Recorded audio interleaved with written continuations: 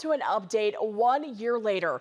Today marks 1 year since floodwaters devastated McCook Lake, South Dakota, changing the landscape in so many lives. It was the evening of June 23rd, 2024, a Sunday, when floodwaters from the Big Sioux River gushed into the North Sioux City neighborhood. Now take a look. This is a look at the damage those floodwaters left behind. This is video from KTIV Skylink 4 drone taken just days after the flood. Entire homes and streets washed away in minutes. KTIV spent weeks on the ground telling you the stories as we spoke with residents as they got their firsthand look at what was left behind when they went back to their homes. That when the waters receded. More than 20 homes destroyed and even more damage, some beyond repair. Now, 1 year later, this is what it looks like now.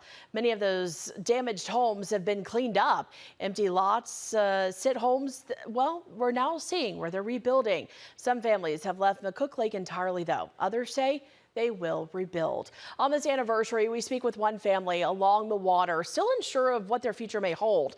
The Lewis family built their dream home on McCook Lake, a blue house on Northshore Drive with windows to watch the sun move over the lakeshore. Just after 11 months of what they describe as pure bliss, floodwaters ripped it all away. As KT Koppel reports tonight, the Lewis family escaped the rising floodwaters and watched as the water washed away their dreams.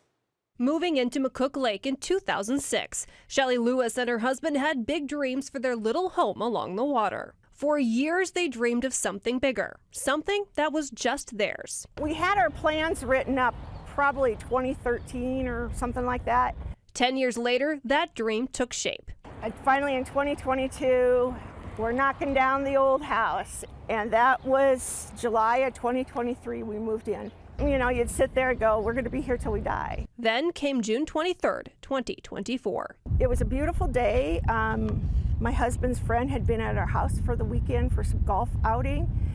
By 6 o'clock, we were standing in our driveway watching the water come across North Shore and into our property, and it came fast. Shelley grabbed a bag of clothes and her cat, her husband. And I thought we were driving out together, but he sent me out in his Yukon by myself.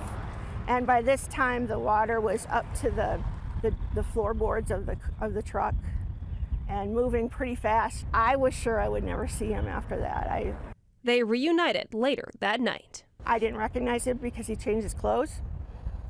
And I thought it was a homeless person. Well, it was. It was my husband. He was homeless. It would be days before they'd return. When they made it back, most of their dream home had sunken into the ground. Images of the Lewis's home became a symbol for the destruction at McCook Lake.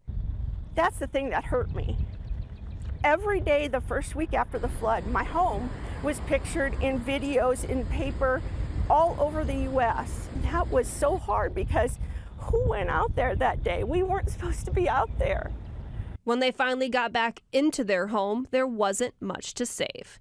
It looked like someone just punched our house down into the ground. And people keep saying, you know, that's just things. You could rebuild your house. Yes, that is, but that's your heart, you know. Through all this, though, my husband and I are stronger because we only have each other. In McCook Lake, South Dakota, Katie Koppel, KTIV News 4. And work is currently being done by the state of South Dakota to remove debris and sediment from the property. A large peninsula formed in the lake off the property during the flood. Lewis says she hopes the city and county make a change to ensure those who remain and rebuild in McCook Lake don't have to experience this kind of devastation ever again.